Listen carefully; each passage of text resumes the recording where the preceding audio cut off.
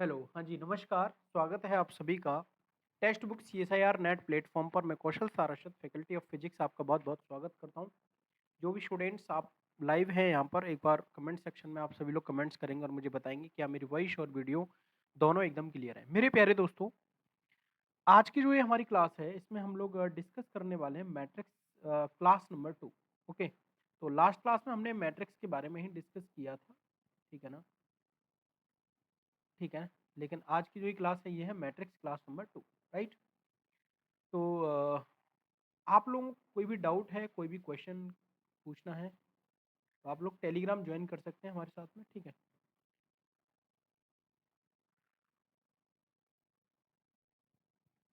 Okay, सो matrix class number 2 और आज की इस क्लास में हम लोग सीखेंगे प्रॉपर्टीज ऑफ मैट्रिक्स के बारे में, ठीक है? लास्ट क्लास में हम लोगों ने पढ़ा था टाइप्स ऑफ मैट्रिक्स, ठीक है ना? तो मैट्रिक्स के टाइप क्या होते हैं, आज हम लोग सीखने वाले हैं प्रॉपर्टीज ऑफ मैट्रिक्स, ठीक है? Properties of matrix, properties of matrix, ठीक है? देखो, प्रॉपर्टीज ऑफ मैट्रिक्स में सिंपल, सबसे पहले हम लोग यहाँ पर बात करें trace of matrix, trace of A matrix, trace of A matrix. देखो, अगर मान लीजिए कोई भी मैट्रिक्स ए है, ये कोई भी मैट्रिक्स ए है और इसमें हमने यहाँ पर ये इसके एलिमेंट्स हैं A B C D E F G H, ये हमारे एलिमेंट्स हैं इस मैट्रिक्स के, ठीक है? अगर हम यहाँ पर बात करते हैं कि ट्रेस क्या होता है, सर जो ट्रेस होता है ना, जो इसके डायगोनल एलिमेंट्स हैं, उन डायगोनल एलिमेंट्स को अगर हम ऐड कर देते हैं, उनका अगर हम समेशन कर देते हैं, तो उसको हम लोग बोलते हैं trace.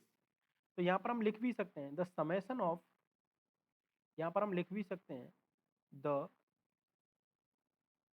Summation of the diagonal element, the summation of the diagonal element is called trace of A matrix, is called trace of A matrix, right? अब जैसे हमारे पास में यहाँ पर ये एग्जाम्पल है और इसका अगर मैं यहाँ पर ट्रेस कैलकुलेट करता हूँ, what is the trace of this matrix, तो that is equals to A plus E plus I, ठीक है? या अगर हम यहाँ पर एक जनरल फॉर्मूला लिखते हैं कि यार जनरल फॉर्म में हम इसको कैसे लिख पाएंगे, तो सर जनरल फॉर्म इसकी क्या हो जाएगी, इसकी जो जनरल फॉर्म है वो हमारी क्या हो जाएगी, तो जनरल फॉर्म हमारी यहाँ पर ये हो सकती है कि trace of any matrix A that is equals to summation from I is equals to 1 to N, this is A I. यानी जो हमारे डायगोनल एलिमेंट्स वो हमारे क्या हो सकते हैं, ए वन वन हो सकता है, ए टू टू हो सकता है, ए थ्री थ्री हो सकता है। वो डिपेंड करेगा कि हमारा जो मैट्रिक्स है वो किस ऑर्डर का है, ठीक है ना? इसके बाद में अगर हम ट्रेस की प्रॉपर्टीज देखते हैं, ट्रेस की प्रॉपर्टीज हमारी क्या होती हैं, जैसे अगर हमने यहाँ पर देखा कि trace of A plus B, trace of A plus B that is equals to trace of A plus trace of, ठीक है? या फिर हमने यहाँ पर एक काम किया कि किसी मैट्रिक्स का जो ट्रेस है उसको हमने किसी कांस्टेंट से मल्टीप्लाई कर दिया, तो हम यहाँ पर इसको ऐसे भी लिख सकते हैं, this is A trace, this is any constant के विच इज मल्टीप्लाई बाई ए। तो इस के को हम बाहर लिख सकते हैं, दिस इज के, this is trace of matrix, ठीक है? या फिर हम इसको ऐसे लिख सकते हैं, this is trace of A dot B that is equals to trace of B dot. तो ट्रेस की ये हमारी कुछ प्रॉपर्टीज होती हैं, ठीक है ना, जिनको हम यूज कर सकते हैं, ठीक है भाई? चलो, इसके बाद में होता है हमारा ट्रांसपोज ऑफ ए मैट्रिक्स। इसके बाद में क्या होता है हमारा transpose, transpose of A matrix, transpose of A matrix, ठीक है? देखो, ट्रांसपोज ऑफ ए मैट्रिक्स की अगर हम यहाँ पर बात करते हैं, ट्रांसपोज ऑफ ए मैट्रिक्स की अगर हम यहाँ पर बात करते हैं, तो वो हमारी क्या होती है, देखिएगा। ट्रांसपोज का मतलब होता है, जो सपोज दैट हमारे पास कोई मैट्रिक्स ए है, सपोज दैट हमारे पास में कोई मैट्रिक्स क्या है, और ट्रांसपोज का मतलब ये होता है कि अगर हम इसके रोज को इंटरचेंज कर दें कॉलम के साथ, यानी इसका मतलब क्या है, द इंटरचेंजिंग या by interchanging, by by interchanging by interchanging rows and column, ठीक है ना, कॉलम ऑफ ए मैट्रिक्स,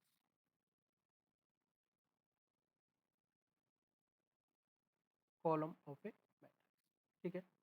अब इसका मतलब क्या है, इसका मतलब ये है सर कि अगर मान लो हमारे पास कोई मैट्रिक्स, सपोज ए ये है, ये कोई मैट्रिक्स है हमारे पास में ए बी सी डी, ये 2x2 मैट्रिक्स हमने यहाँ पर लिया। अगर हम यहाँ पर इसके ट्रांसपोज की बात करते हैं, तो जो इसका रो है वो हमारा कॉलम बन जाएगा, this is A B and this is C D, ठीक है। तो ये जब जैसे ही हमारे रो कॉलम के साथ में इंटरचेंज होते हैं, तो हम इनको बोल देंगे ट्रांसपोज ऑफ ए। अच्छा, इसकी कुछ बेसिक प्रॉपर्टीज भी हमारी यहाँ पर होती हैं।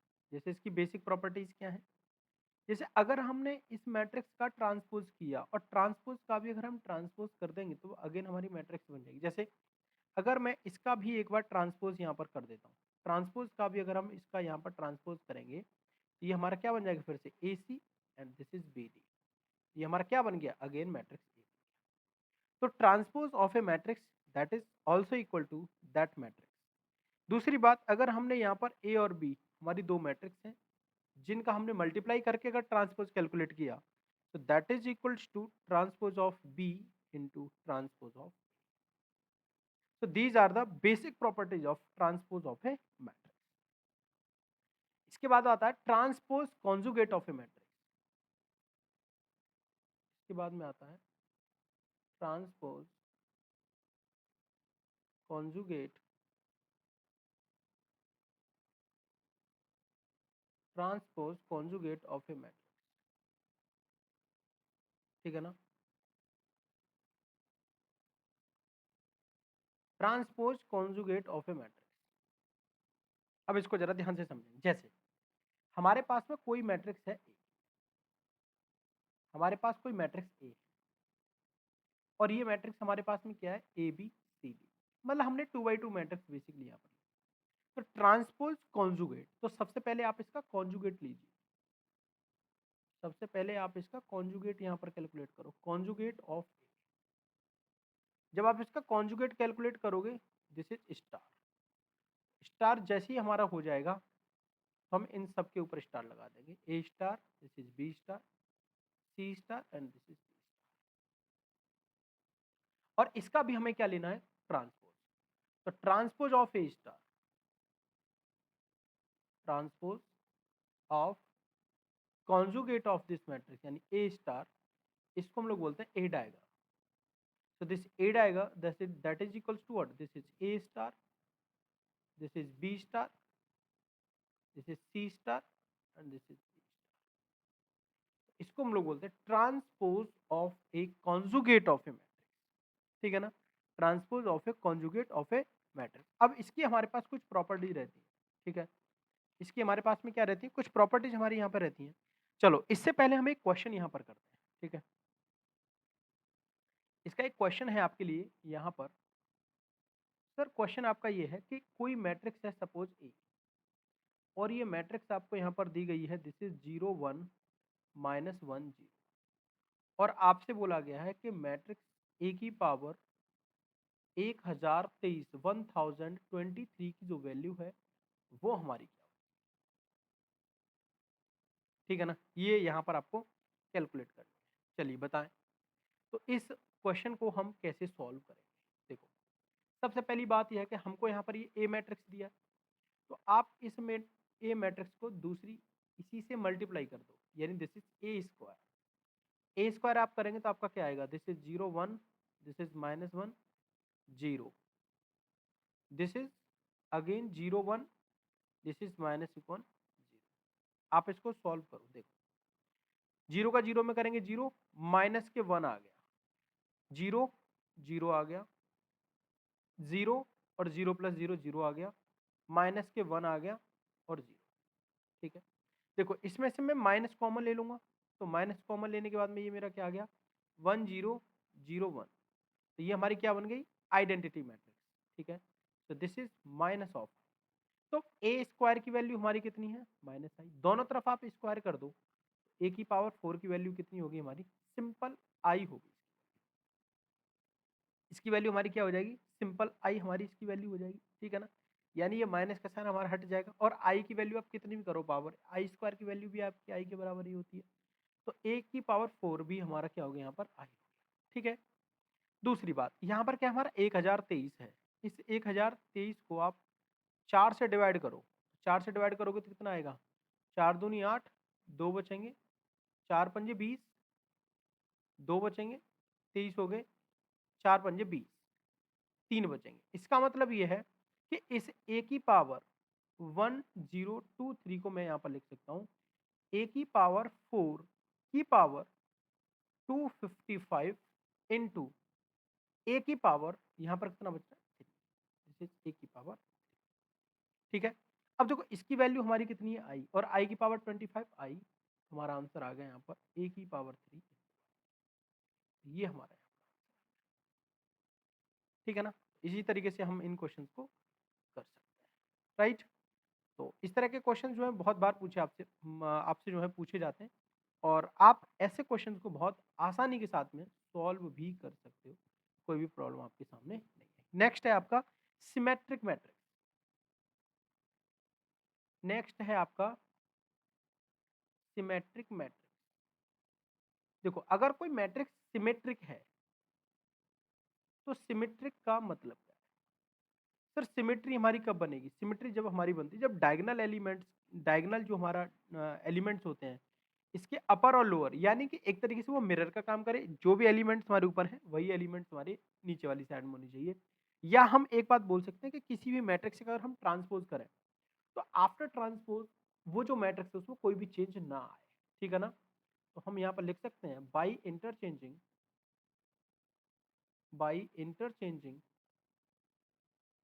रोज with column then there is no change, then there is no change, there is no change, it mean जैसे कोई मैट्रिक्स है हमारी ए, ठीक है ना, और इसका हमने ट्रांसपोज किया तो दैट इज इक्वल्स टू ए, इसको हम लोग बोलेंगे यहाँ पर सिमेट्रिक मैट्रिक्स। बात समझ में आ गई। जैसे यहाँ पर एक एग्जांपल हमको दिया गया है, ये हमारा यहाँ पर कोई एग्जांपल है, जैसे ये कोई मैट्रिक्स है हमारी ए, और हमने यहाँ पर इसको लिखा this is A B C, A B C, और ये है हमारे यहाँ पर सी डी, और ये है हमारे यहाँ पर डी, और ये है, तो ये हमारा क्या है यहाँ पर सिमेट्रिक मैट्रिक्स बन गया। क्यों सिमेट्रिक मैट्रिक्स है, देखो अगर मैं इस लाइन के अकॉर्डिंग यहाँ पर देखता हूँ, जैसे ये हमारा मिरर बन गया, ये हमारा यहाँ पर मिरर बन गया, तो इसके ऊपर नीचे ये हमारा क्या बन रहा है सिमिट्री बन रही है, यानी ये एक तरीके से मिरर का काम कर रहा है, डायगोनल जो एलिमेंट्स हैं वो हमारे एक मिरर का यहाँ पर काम कर रहा है। ठीक है ना, तो इसको हम लोग बोलते हैं सिमेट्रिक मैट्रिक्स। और सिमेट्रिक मैट्रिक्स में जो नंबर ऑफ इंडिपेंडेंट कंपोनेंट्स जो होता है, इसमें हम लिख सकते हैं the number of independent components, the number of independent components are 1/2 n plus। तो ये हमारा क्या होता है सिमेट्रिक मैट्रिक्स की एक प्रॉपर्टी है। ऐसे ही हमारी क्या होती है एक स्क्यू सिमेट्रिक मैट्रिक्स, क्या होती है skew symmetric, skew symmetric matrix.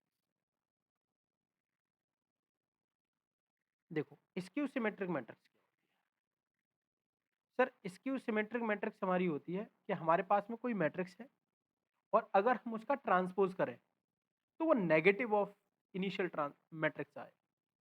ठीक है ना, यानी कि अगर हमारे पास कोई मैट्रिक्स है, हमने इसका ट्रांसपोज किया, this matrix is that is equal to negative of matrix A. इसका मतलब ये है कि इसकी जो एलिमेंट है A I J that is equals to minus of negative of A J I के बराबर। दूसरी बात क्या है कि जो हमारे डायगोनल एलिमेंट्स होते हैं वो हमेशा इसमें जीरो होते हैं। यानी स्क्यू सिमेट्री का मतलब क्या है? स्क्यू सिमेट्री कुछ ऐसे है जैसे -1 -2 0 1 2, तो this is A skew symmetric type, क्योंकि इसके जो डायगोनल एलिमेंट्स हैं वो हमेशा हमारे जीरो होते हैं। और इसमें जो लोअर ट्रायंगुलर मैट्रिक्स वाले एलिमेंट्स हैं वो हमारे नेगेटिव होंगे या अपर वाले हमारे नेगेटिव हो जाएंगे। तो हम यहाँ पर बोल सकते हैं द डायगोनल एलिमेंट्स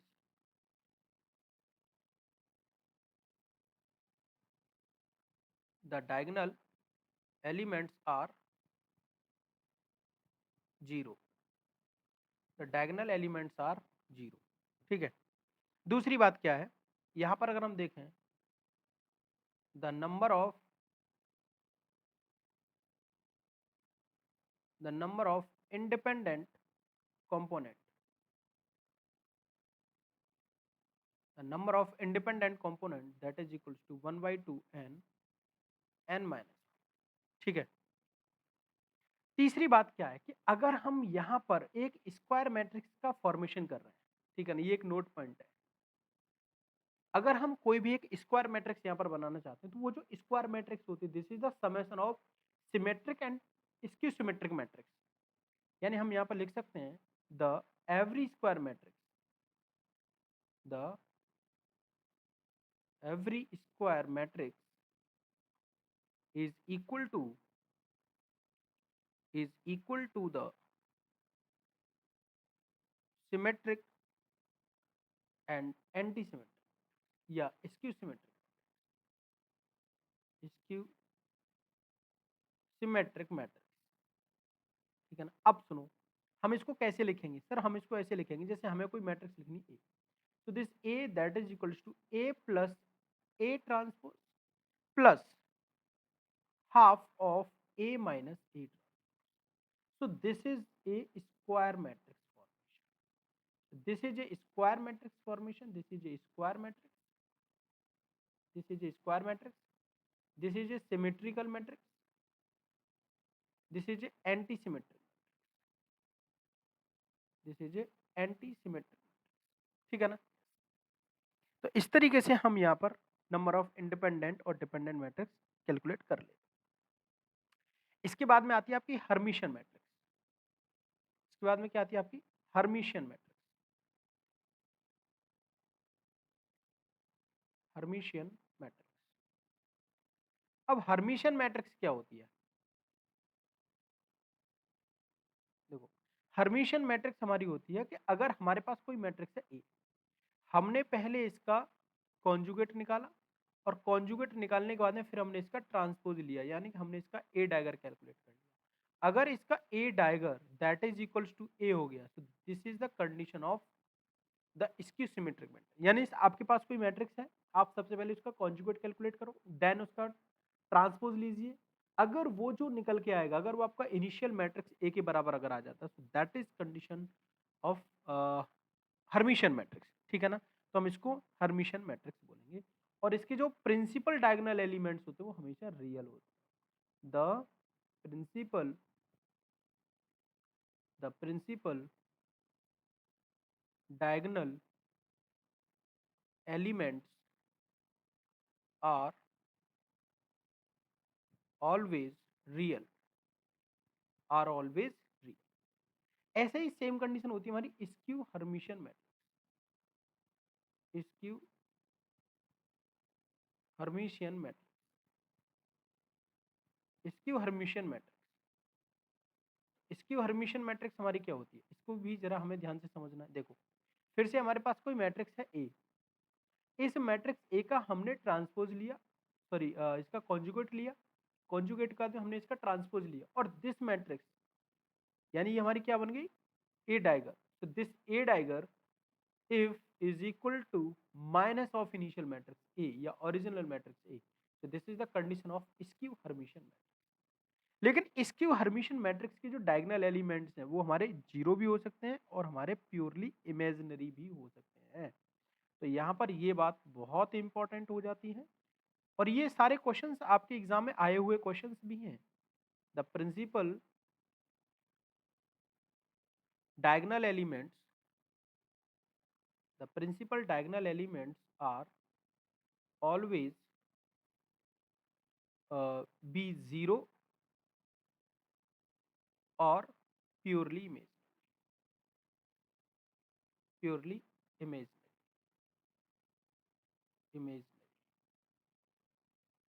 ठीक है ना, तो या तो प्योरली इमेजिनरी हो सकते हैं या फिर वो आपके क्या हो सकते हैं,